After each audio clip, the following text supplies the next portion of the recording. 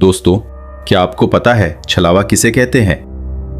एक ऐसी बुरी शक्ति जो रूप बदलना जानती है। वो आपके सामने एक मदद मांगते हुए इंसान के रूप में आएगी और जब तक आपको सच्चाई पता चलेगी तब तक बहुत देर हो चुकी होगी। आज की कहानी एक ऐसे ही सुनसान बस स्टॉप की है जहां रात 10 बजे के बाद गलती से भी कोई गाड़ी नहीं रुकती। पर एक दिन एक ऑटो वाले ने वहां रुकने की गलती कर दी। रमेश पिछले 15 साल से इस शहर में ऑटो चला रहा था। उसे हर रास्ते हर गली का पता था। एक रात उसे आखिरी सवारी छोड़ते छोड़ते रात के 11:30 बज गए। बारिश बहुत तेज थी और रास्ता एकदम सुनसान। रमेश को अपने घर जाने के लिए खंडहरवाड़ी वाले रास्ते से गुजरना था। ये वही रास्ता था जहां वो मनहूस बस स्टॉप आता था। गांव के लोग कहते थे, रमेश, रात 10 बजे के बाद उस बस स्टॉप की तरफ देखना भी मत। चाहे कोई कितनी भी आवाज लगाए, गाड़ी मत रोकना। पर जैसे ही रमेश उस बस स्टॉप के पास पहुंचा, उसकी नजर वहां खड़ी एक औरत पर पड़ी। उसने सफेद रंग का सूट पहना था और वो बारिश में बुरी तरह भीग रही थी। रमेश ने सोचा, इतनी रात को ये अकेली औरत कहां जाएगी?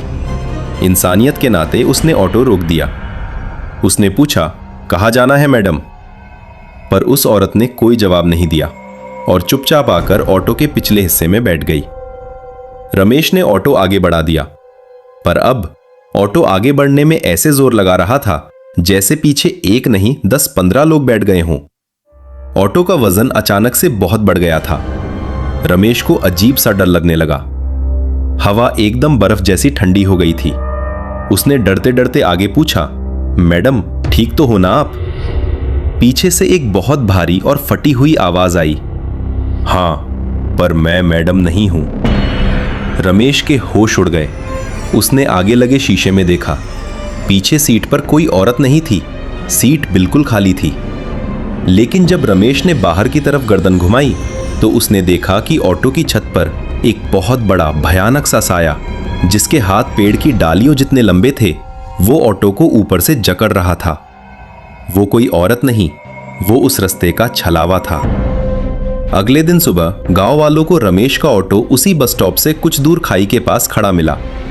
ऑटो की छत पर किसी बड़े जानवर के नाखूनों के निशान थे, पर रमेश वहां कभी नहीं मिला। दोस्तों, आज भी उस रास्ते से जो भी गुजरता है उसे वहां कोई ना कोई खड़ा दिखता है।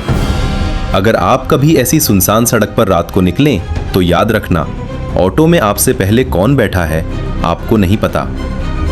अगर कहानी पसंद आई तो वीडियो को लाइक करो और ट्रिपू के किस्से को सब्सक्राइब करो।